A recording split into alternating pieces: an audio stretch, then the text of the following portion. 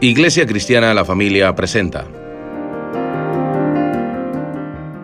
un mensaje a la luz de la palabra, con el pastor Bernardo Ríos. A continuación.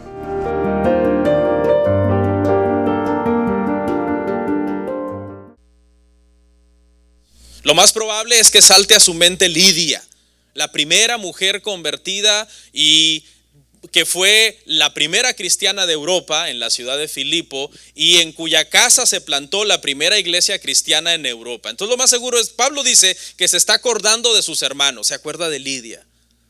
Se acuerda de aquella joven que estaba poseída por un espíritu de adivinación y que fue liberada. Se acuerda Pablo del carcelero, aquel hombre que cuando pensó que los presos se habían escapado, su primera intención fue quitarse la vida.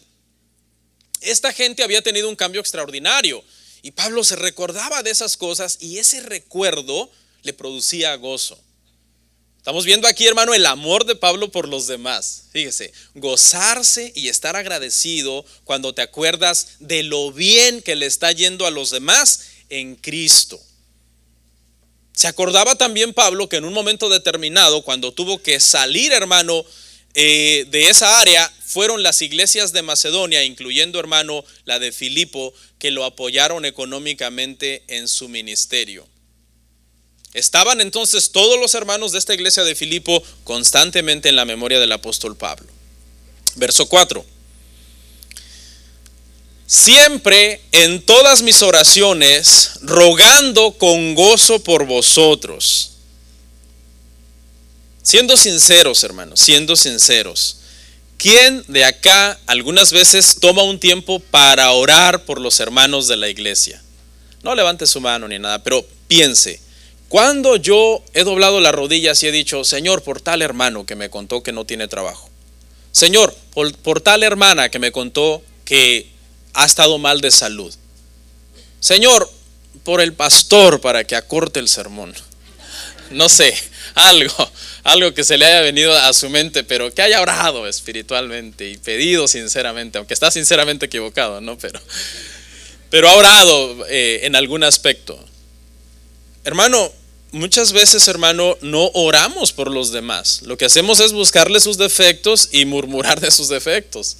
Y a veces nos falta la parte positiva del asunto. Nos centramos en la negativa, en verle sus fallas, sus faltas, y nos falta la otra parte que es orar por nuestros hermanos también. La intercesión, hermanos, por otros es motivo de gozo. El apóstol Pablo está, acuérdese, está preso, está encadenado a un soldado romano, para ponerle el contexto de la situación de Pablo. Y en ese contexto Pablo dice, me acuerdo de ustedes y ruego por ustedes con gozo en medio de mis oraciones. Debemos traer a memoria a los nuestros, hermano, a nuestros padres, a nuestros hermanos, a nuestro cónyuge, a nuestros hijos, a los hermanos de la iglesia, a los vecinos, a los amigos, a los conocidos, cualquier persona, hermano.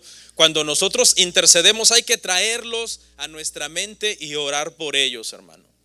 Una de las mejores formas de recordar a la gente es presentándolos ante el trono de la misericordia del Señor en oración. Esa es la mejor forma de recordarlos. Recordarlos en oración cuando vengo delante del Señor. Es muy importante, hermano. A veces decimos, no, yo me arrodillo a orar y no tengo que orar. ¿Cómo no? Si hay un montón de hermanos que necesitan oración. Muchos necesitamos oración. Orar por alguien, hermano, es uno de los más grandes favores que le podemos hacer a una persona. Orar por alguien. Claro, en su contexto, ¿verdad? Porque el otro día miraba un meme ahí que decía, estaba alguien así como colgado de una rama que ya se caía en un abismo y alguien le gritaba de lejos, estaré orando por ti. ¿No? Y ya como diciendo, no, hay momentos que hay que meter la mano y darle dinero al pobre y darle comida al hambriento, y no, porque Santiago también dijo de que basta solamente la oración en ese caso. Está poniendo en contexto las cosas, ¿no? Por si algún hermano un día te viene a pedir un favor y tú le dices, seguiré orando por usted, y tú teniendo y no le das. Pero obviamente, hermano, sí, definitivamente eso no anula la verdad de que orar por los demás es uno de los favores más grandes que les podemos hacer. Imagínese a Lot sin la intercesión de Abraham. Se iba a quemar con azufre allá en Sodoma y Gomorra, hermano. Imagínese, hermano, a Israel en el desierto, en aquel peregrinaje, sin la intercesión de Moisés. Dios también planeaba eliminarlos, hermano. Imagínese, hermano, a los judíos en aquel entonces donde en toda la capital de Azusa, en el tiempo de Artajerjes, imagínese a esos judíos sin la intervención de Esther. El edicto que habían mandado era mátenlos a todos. Pero ¿qué hizo la intercesión de Esther, hermano? Hizo que la mano de Dios se moviera a favor de ellos. Imagínese a Pedro aquella noche que fue tentado a negar al Señor si Jesús no hubiera pedido por él. No, pues lo hubiera negado 5 veces en lugar de 3. Imaginémonos, hermano, a los filipenses sin la intercesión de Pablo. Pablo estaba intercediendo por los suyos, hermano. Hermano, la intercesión es bíblica y es necesaria. Nosotros, hermano, tenemos que orar unos por otros. De hoy en adelante, si usted no lo hace, hermano, comience a hacerlo. Si usted tiene un rinconcito de oración en su casa, ponga ahí una lista, hermano, de gente. Ponga gente y diga, voy a orar por fulano, por mengano, por esta situación, por mi padre, por mi abuelo, por el vecino, por mi jefe. Haga una lista de gente por la cual usted esté orando constantemente por ellos. Ayúdalos, Señor, dale sabiduría. Mira tal matrimonio que tienen un montón de pleitos y se quieren divorciar. Mira tal hermano, Señor, que a veces es difícil de soportar. Dale también gracia o dame más paciencia a mí para poderme llevar con tal persona. Es muy importante, hermano, la intercesión. La intercesión de los santos es bíblica, ¿no? Obviamente no la creemos de la misma forma que Roma, ¿no? Porque Roma la entiende que es la intercesión de personas muertas que están en el cielo intercediendo por ti. Los protestantes entendemos la intercesión de los santos, que somos los santos vivos orando por otros santos vivos que están en necesidad. Porque aquí vemos a Pablo, un santo, intercediendo por los filipenses, que en los versos que vimos la semana pasada les llama a los santos. Verso 5. ¿Por qué estaba rogando Pablo, hermanos? Dice que estaba rogando por ellos, por vuestra comunión en el evangelio, desde el primer día hasta ahora. Aquí esta palabra, hermano, para comunión del evangelio, habla del gozo, escuche, del gozo que a Pablo le causaba que estos hermanos estuvieran en el evangelio. Antes no estaban en el evangelio. Lidia era una prosélita judía, pero no conocía a Cristo. La muchacha endemoniada era una pagana, hermano, que estaba poseída por un espíritu de Pitón. El carcelero, hermano, era un siervo de los romanos, hermano, y tampoco era cristiano, era un pagano, hermano. Pero ahora lo que a Pablo ruega en oración y da gracias y dice, porque ahora ustedes y yo tenemos comunión en el evangelio. Todas las diferencias cayeron y ahora somos uno en Cristo. Tenemos comunión por medio del evangelio. Pero aquí, hermano, habla más que compañerismo, aunque la palabra koinonía que se utilizó aquí para koinonía para comunión significa compañerismo. Aquí no habla meramente de una comunión en el sentido de juntarnos un día, tomar café, comer pan o alguna comida en nuestra mesa y pasarla bien. No habla de un mero compañerismo en ese aspecto, sino de un compañerismo en una misión. Y lo que el apóstol Pablo está diciendo acá es que de la misma forma que él tenía un celo por predicar el evangelio, también los filipenses tenían ese celo por predicar, hermanos, el evangelio. Habla entonces de un sentido común en la gran comisión y una pasión común por el evangelio, por dar a conocer las buenas nuevas a otras personas para que pudieran ser alcanzados también. Amaban el evangelio, Pablo amaba el evangelio. Los filipenses amaban el evangelio, eso es lo que está diciendo Pablo. Doy gracias a Dios por vuestra comunión en el evangelio.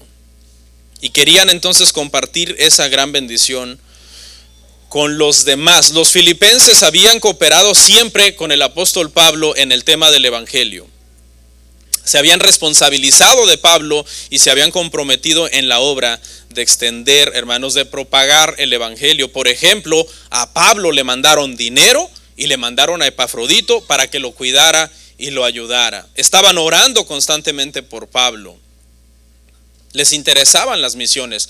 Los cristianos, hermano, debemos siempre orar para que las personas se conviertan, hermano, apoyar económicamente a la iglesia para que la iglesia siga predicando el evangelio, apoyar a las misiones y evangelizar constantemente a los demás. Este pasaje habla, hermano, de un deseo de querer compartir una buena noticia, una alegría por querer alcanzar a otros con el evangelio.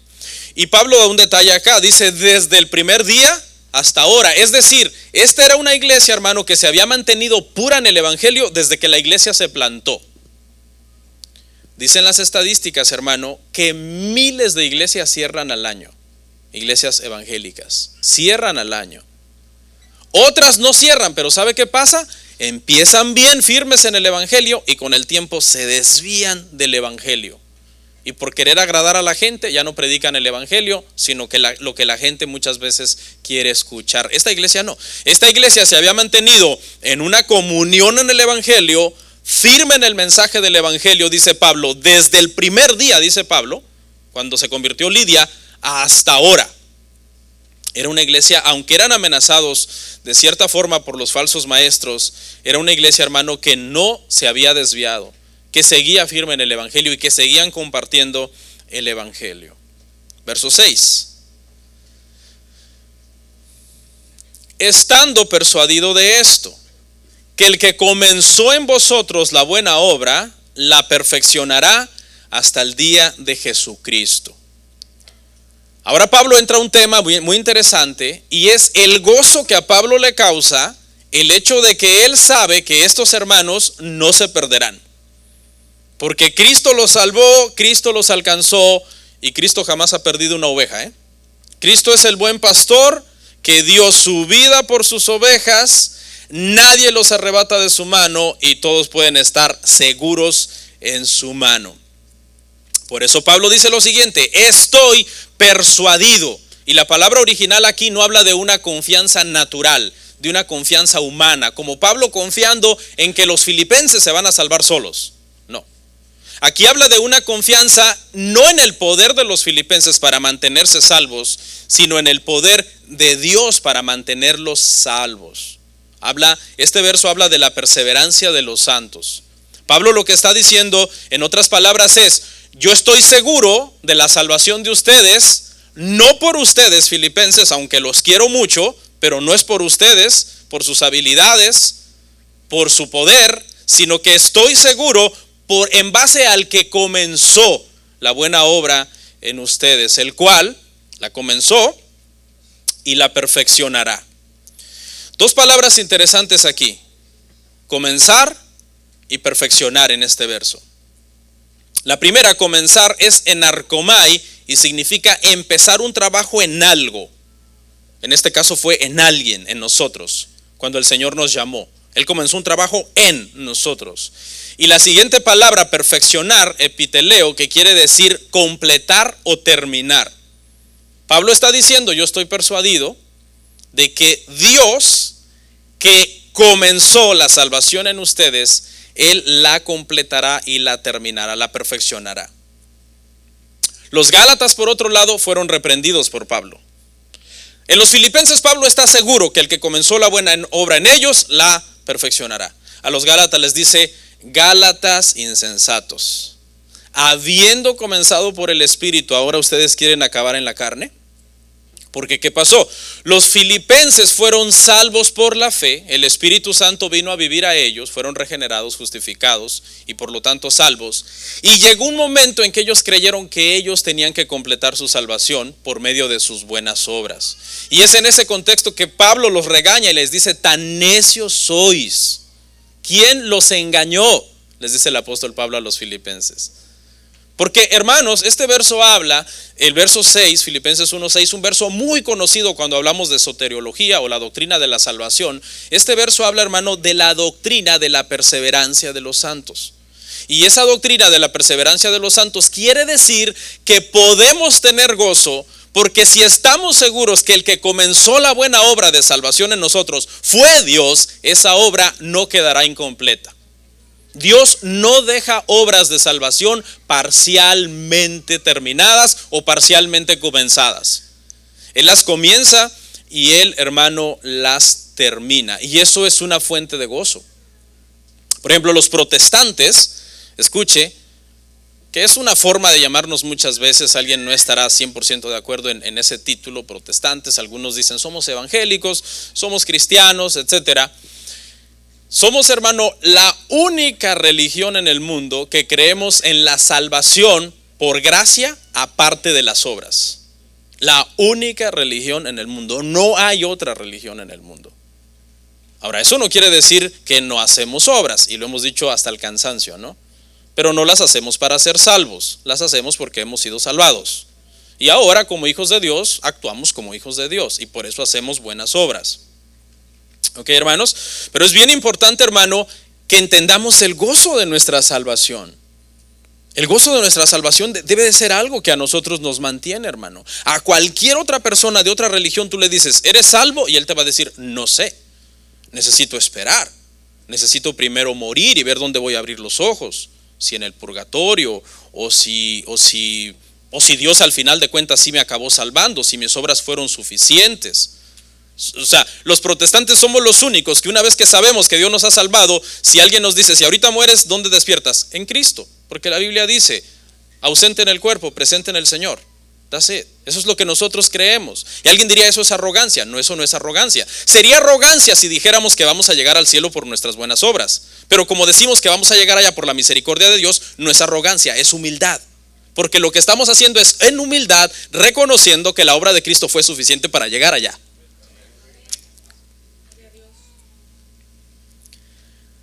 Dice Pablo, Él la perfeccionará hasta el día de Jesucristo. Y esto habla, algunos lo interpretan como la venida del Señor, otros lo interpretan de diferente manera. Estoy inclinado a pensar que escatológicamente se refiere al momento en que seremos glorificados.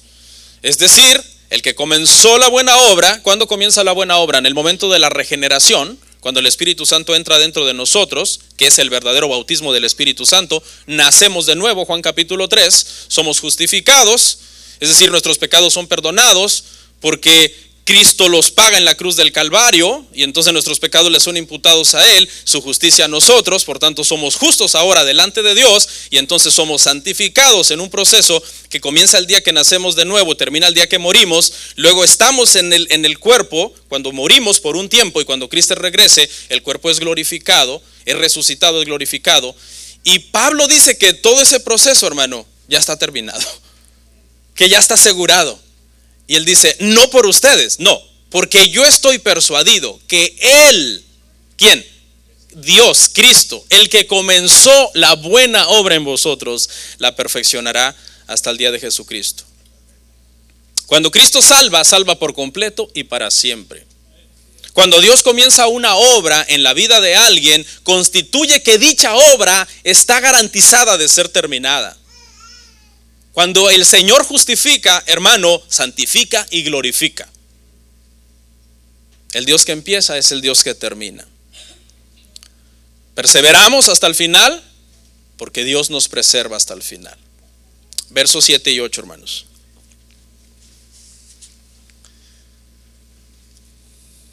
Como me es justo sentir esto de todos vosotros, por cuanto os tengo en el corazón y en mis prisiones, y en la defensa y confirmación del Evangelio, todos vosotros sois participantes conmigo de la gracia, porque Dios me es testigo de cómo os amo a todos vosotros con el entrañable amor de Jesucristo.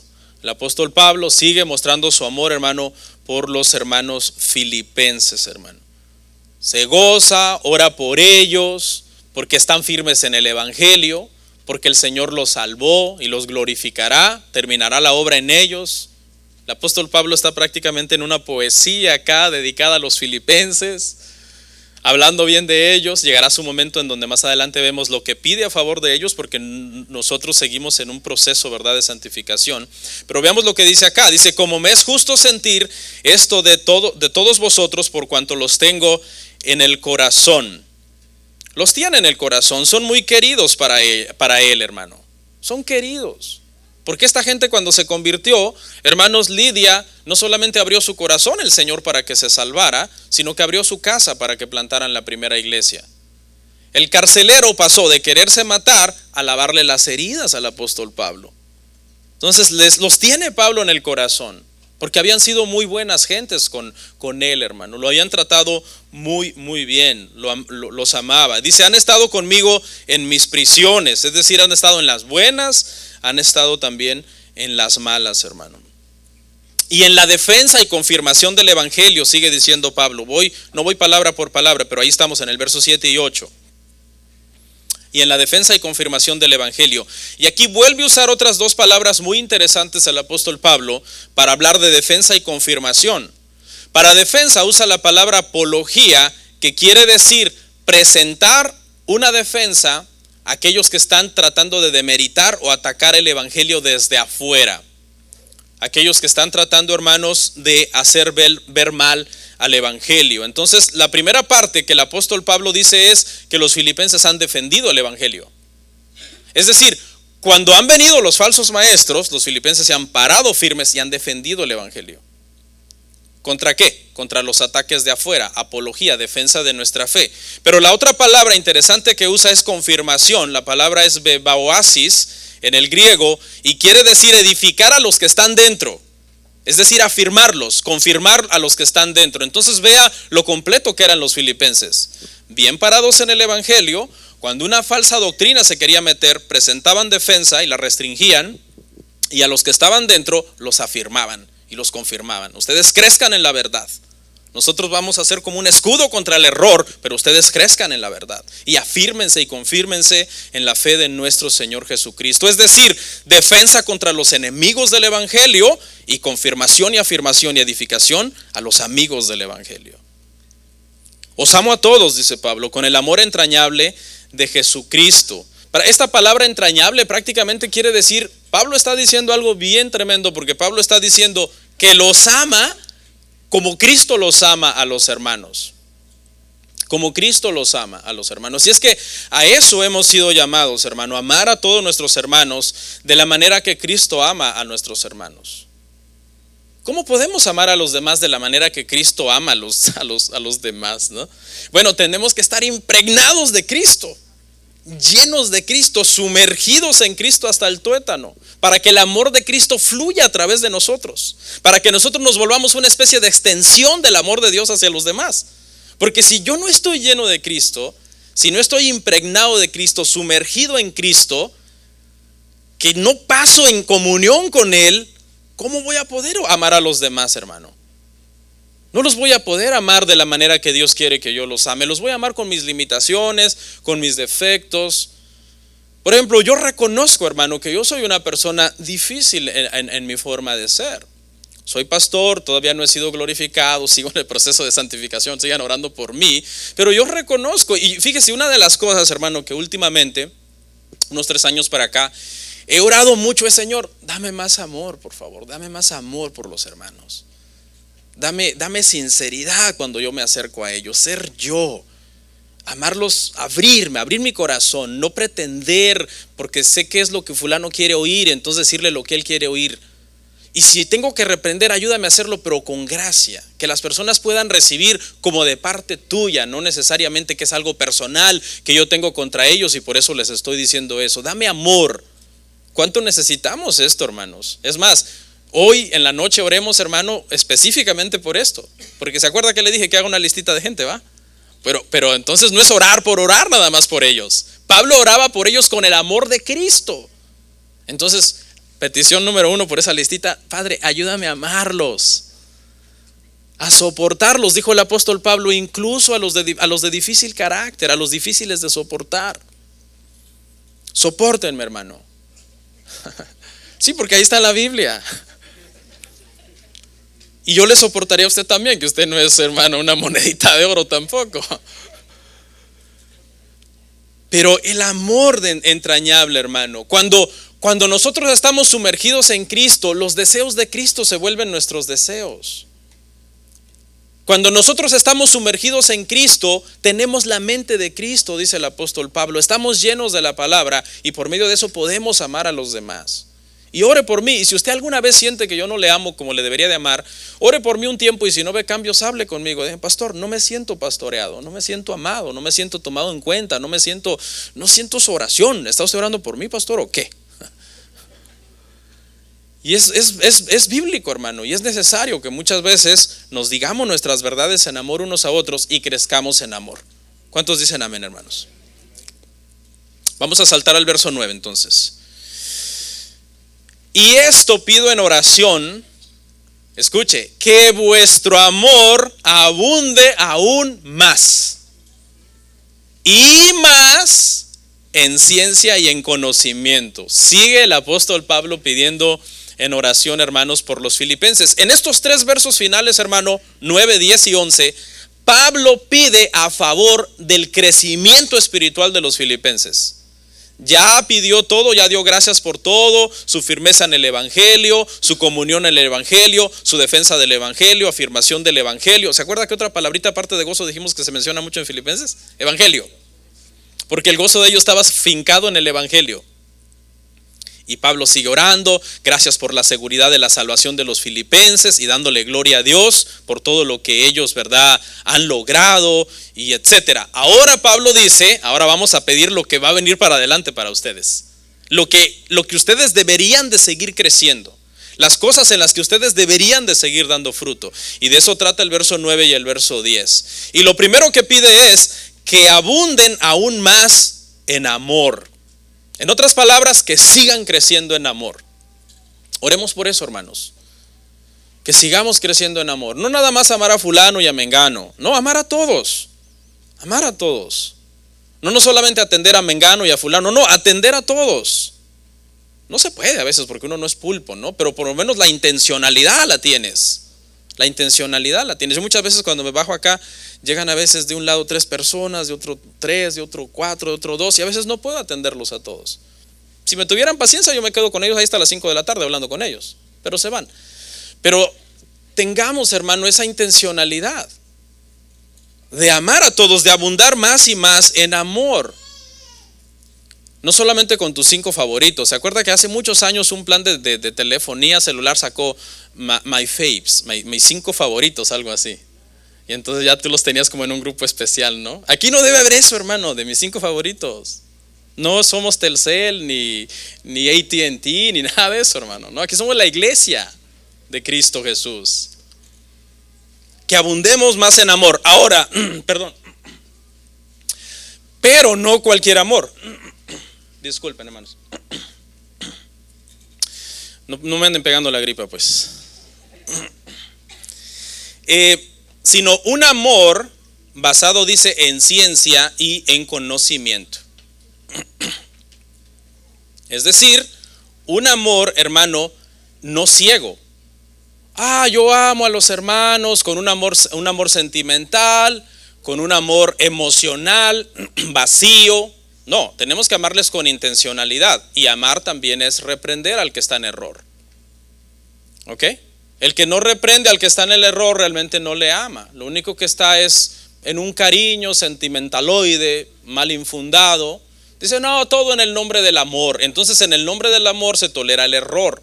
Y Pablo dice, no, en amor, pero también en ciencia y conocimiento. Es decir, conozcan la Biblia. Es lo que está diciéndole a los filipenses. Conozcan la palabra de Dios, apréndanla, disciernan entre verdad y error y condenen el error. Amen a todos, pero siempre condenando lo que está mal. Una vez me acuerdo que una persona un hombre dejó a su mujer y se buscó otra mujer. Y entonces me estaba diciendo, porque lo importante es uno ser feliz, me dijo, ¿verdad? Le digo, no, depende qué quieras decir con eso de felicidad. Le digo, no, lo importante es que yo la amo y lo importante es ser feliz. Una persona no espiritual viene y le dice, sí, es cierto, tienes razón, lo importante es que tú estés bien. Pero una persona que le ama con conocimiento y conciencia le dice, no, estás equivocado, así no es. Eso es contrario a la voluntad de Dios. El verdadero amor cristiano, hermano, no tolera el error y sabe hacer diferencia entre lo que es correcto, lo que es incorrecto. Vamos al verso 11. Dice, para que aprobéis lo mejor, a fin de que seáis sinceros e irreprensibles para el día de Cristo. Fíjese lo que dice ahí la primera frase, para que aprobéis La palabra griega es dokimazo y se refiere, hermano, tenía varios usos en el mundo antiguo. Una de ellas era probar un metal para ver si era genuino. Usted sabe que hay expertos que si usted lleva un anillo, una cadena y quiere saber si es de oro, le echan un químico, ahí sale si es de oro o no es de oro. Y de eso es lo que habla aquí. Dice que nosotros los cristianos tenemos que, cuando algo se presenta, examinarlo para ver si es aprobado o si es reprobado. ¿Cómo examinamos, hermano, nosotros lo que está bien de lo que está mal? ¿Cuál es, hermano, nuestro medidor? La palabra de Dios. La palabra de Dios. Entonces, esto habla, hermano, de que nuestro amor siempre debe de ser filtrado por la palabra de Dios. No es un amor ciego. Es un amor que ve y que discierne, hermano. Y que está regulado por lo que dicen las Escrituras. A fin de que seáis sinceros. Sinceros. Esta palabra, hermano, estoy en el verso 10 todavía. Esta palabra tenía que ver, hermano, con exponer algo a la luz del sol para ver si era algo genuino o si era algo falso. No sé si todavía hay gente que sigue haciendo esto, usando la luz del sol para ver si algo es genuino o falso. No sé si usted o cualquier luz, pero en el contexto antiguo se refería a la luz del sol, ¿no? Pero hoy cuando tú le das un billete de $100 a alguien, ¿qué hace muchas veces? Como ellos conocen ciertas marcas internas que tienen por dentro del papel, lo exponen contra una luz. Y la contraluz, ellos dicen si es verdadero o si es falso. Y aquí habla, hermano, prácticamente de que nosotros como creyentes debemos entonces, hermano, ¿cuál es la luz para nosotros, hermano? La Biblia. Lámpara es a mis pies tu palabra y lumbrera a mi camino. Entonces nosotros tenemos que exponer ciertas cosas, ciertas conductas, actitudes, el carácter de cierta persona, las decisiones que alguien está tomando, sus acciones, y uno las expone a la luz de las Escrituras, a la luz de la palabra, como está de moda, ¿no? A la luz de la palabra. ¿Y qué pasa? Esta luz saca a luz si algo es genuino o si algo, hermanos, es falso. Dicen que un uso de esta palabra, hermano, era cuando se hacían ciertas vasijas y esas vasijas tenían grietas, pero los vendedores eran tramposos. Entonces sabían que con esas grietas los compradores iban a rechazar las vasijas. Y entonces les aplicaban una especie de cera para sellar todas las grietas de la vasija. Y entonces esas vasijas tenían cera. Pero los compradores venían y ponían las vasijas contra la luz del sol. Y entonces la luz del sol denunciaba las grietas que estaban ahí. Y decían, no, esto no sirve porque esto tiene cera. Entonces de ahí es donde viene la palabra sinceros, sincera. Porque los vendedores que eran íntegros y que sus vasijas no tenían grietas, le ponían en el anuncio de la vasija sincera. No tienen cera, son reales, son genuinas. Y eso es lo que prácticamente se nos está llamando a nosotros, hermano, a no tener, hermano, esa falta de integridad, a ser íntegros en nuestra vida, a no pretender. Porque las vasijas que tenían cera estaban pretendiendo que eran buenas, pero estaban realmente agrietadas, estaban rotas, estaban dañadas. Nosotros debemos tener mucho cuidado, hermano, de ser realmente como somos, exponernos como somos. No somos perfectos, pero que el Señor nos ayude a seguir creciendo, hermanos. Y también dice, irreprensibles, sinceros e irreprensibles. Y aquí, hermano, esta palabra irreprensible, repito, no habla de perfección, pero sí habla de una integridad contra el pecado, una lucha constante contra el pecado. Nunca aceptándolo como normal, sino diciendo, eso está, yo ya lo comprobé con la Biblia y eso está mal. Eso no debe de ser. Y por último, verso 11.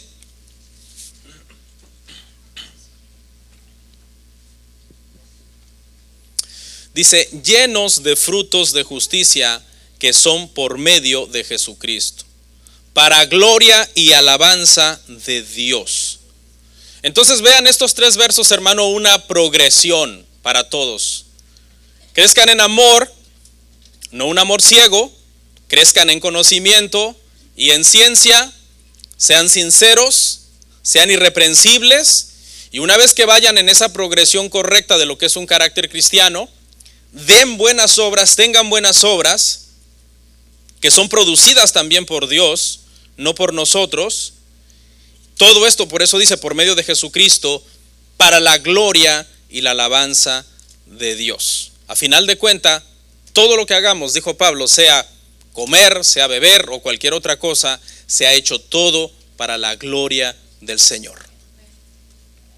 Dijo Pablo, yo soy lo que soy por la gracia de Dios. He hecho todo lo que he hecho por la gracia de Dios. Debemos llegar entonces, hermanos, a esta conclusión que cuando oramos por los demás, hermano, lo primero que está en nuestra mente es su vida espiritual, su salvación, el carácter de Cristo que está siendo formado en ellos. Sí, está bien que oremos, ¿verdad? Señor, dales trabajo, Señor, prospéralo, Señor, guarda su salud, todas las cosas que son acá de este mundo y que la gente necesita. Oremos por los huérfanos, por las viudas, por los extranjeros, por los necesitados en general, por los presos, dice la Biblia, acordaos de los presos. Acordémonos de todas las necesidades terrenales que una persona tiene. Pero si usted se da cuenta, hermano, el foco del apóstol Pablo aquí es el evangelio, la firmeza en el evangelio, el conocer la verdad, el discernir entre el error y la verdad, el crecer en el amor de Cristo, en el hacer todas las cosas para la gloria de Dios, conociendo siempre la voluntad del Señor y entendiendo, hermano, que somos lo que somos por la gracia de Dios. Cuando oremos de esta manera por unas personas o por la gente, siempre estaremos orando la voluntad de Dios para la vida de los nuestros hermanos, de nuestra familia, de nuestros hermanos en Cristo, de todas aquellas personas que a nosotros nos interesan espiritualmente. Vamos a orar, hermanos. Comparte, suscríbete, dale like. Gracias por tu sintonía. Hasta la próxima. Bendiciones.